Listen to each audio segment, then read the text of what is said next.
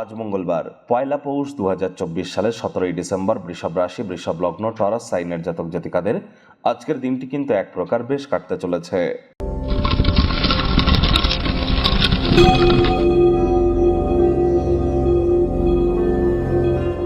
ভিডিওটির শুরুতেই আপনারা স্ক্রিনে দেখতে পাচ্ছেন হনুমানজির একটি মন্ত্র, ওম নমঃ হনুমতে ভয়াভাঞ্জনায় সুখম কুরু ফট স্বাহা।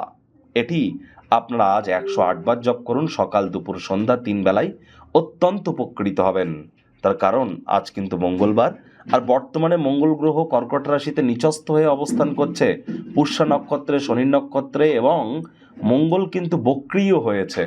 আর এই মঙ্গলই আমাদের রক্ত সম্পর্কিত বিষয়।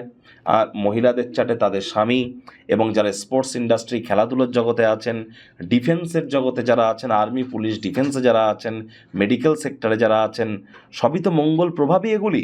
আর মঙ্গলের গুরুত্ব আমাদের ক্ষেত্রে অত্যন্ত বেশি, কারণ আমরা যদি আমাদের এনার্জি বা অ্যাঙ্গার ইস্যুকে চ্যানেলাইজ করতে চাই, তাহলে মঙ্গলের মজবুতি অত্যাবশ্যক।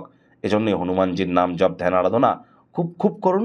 ভাগ্য মিটার আজ আপনাদের বলছে 7 আউট অফ 10, ভাগ্য আপনাদের অনুকূলেই থাকবে। তবে স্বাস্থ্য এবং কর্ম এই দুই ব্যাপারেই আপনাদেরকে একটু সাবধানতা অবলম্বন করেই চলতে হবে। কায়িক পরিশ্রমের কারণে শরীরে ক্লান্তি আপনারা অনুভব করতেই পারেন। ওজন বুঝে ভোজন গ্রহণ করুন, রাস্তাঘাটে সাবধানে গাড়ি ঘোড়া চালান।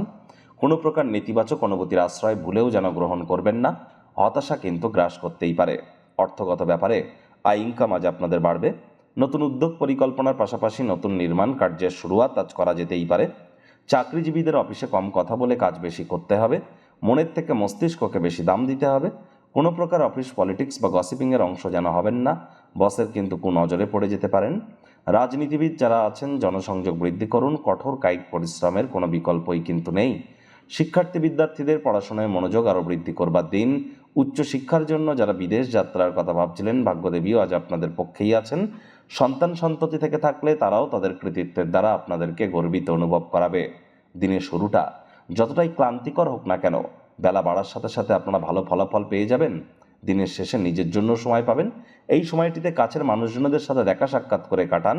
প্রেমিক প্রেমিকা, স্বামী স্ত্রী উভয়ের ক্ষেত্রেই বলবো, না ভাব ভালোবাসা রোম্যান্স, না তর্ক বিতর্ক অশান্তি, কোনোটাতেই বাড়াবাড়ি যেন করবেন না। অন্যান্য দিনের ন্যায় আজকের দিনটিকে সাধারণ হিসাবে ট্রিট করবার আপ্রাণ চেষ্টা করুন।